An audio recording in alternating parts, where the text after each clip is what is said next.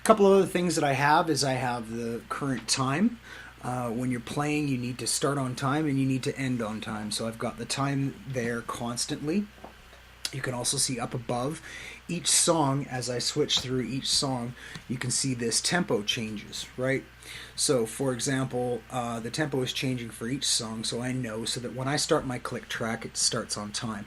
If I have a problem with the tempo, there's a few things I can do. For example, on this particular song, I don't really know what the tempo is because I'm still writing it. So I'm working with it. So what I've got here, this is normally a crossfigure for Ableton Live A and B. I've got this mapped as a tempo, so you can see the tempo goes all the way up to 290 and down to 61 for this particular song. So I have a wide range that I can choose from depending on what I want to feel.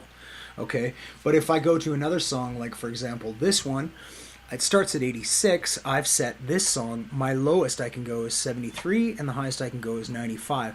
So that gives me 86, 87, 88. I can quickly move the tempo up and down while the song's playing, and everything will adjust, much like what Ableton Live does.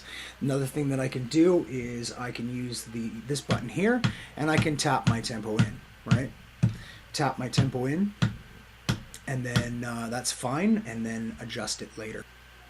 When you're using, when you're trying to do this kind of thing, one thing that you need to have is a click track. So this is my headphone output here, and this one is mapped for my click track.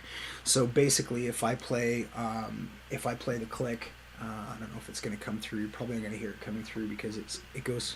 Okay, here we go. So you are hearing the click.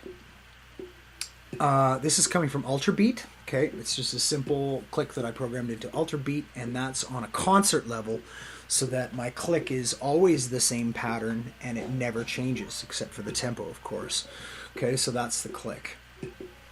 Three really important switches that you need for MainStage or any kind of performing is this. I've got a play, so that will start my click track, and that allows me to stop my tracks. That was really loud.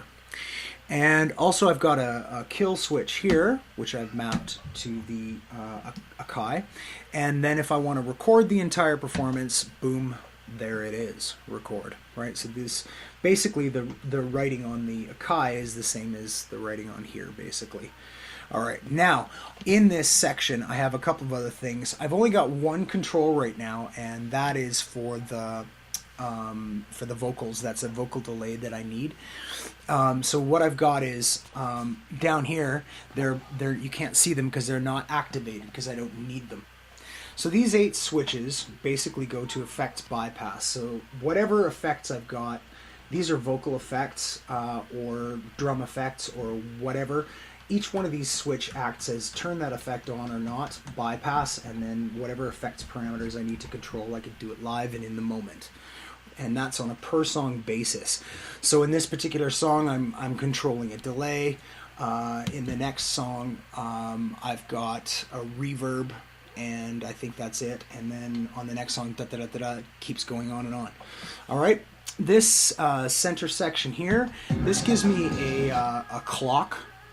Right, this shows me a clock of what's going on. So for example, if I go into here, a blank program, it's going to tell me 1, 2, 3, 1, 2, 3, 4, 1, 2, 3, 4, 1, 2, 3, 4, 1. It's a visual clock. Even though we can't hear the tempo, I can visually see where the 1 is. Okay, so if I'm syncing with the drummer, I can quickly and easily do that without needing to hear the click track. So if my headphones die or something like that, I can deal with that. What I'm doing is I'm reserving these 8 buttons to control a program called Resolume, okay, or Resolume, which is a VJ software. Okay, so let's take a look at that.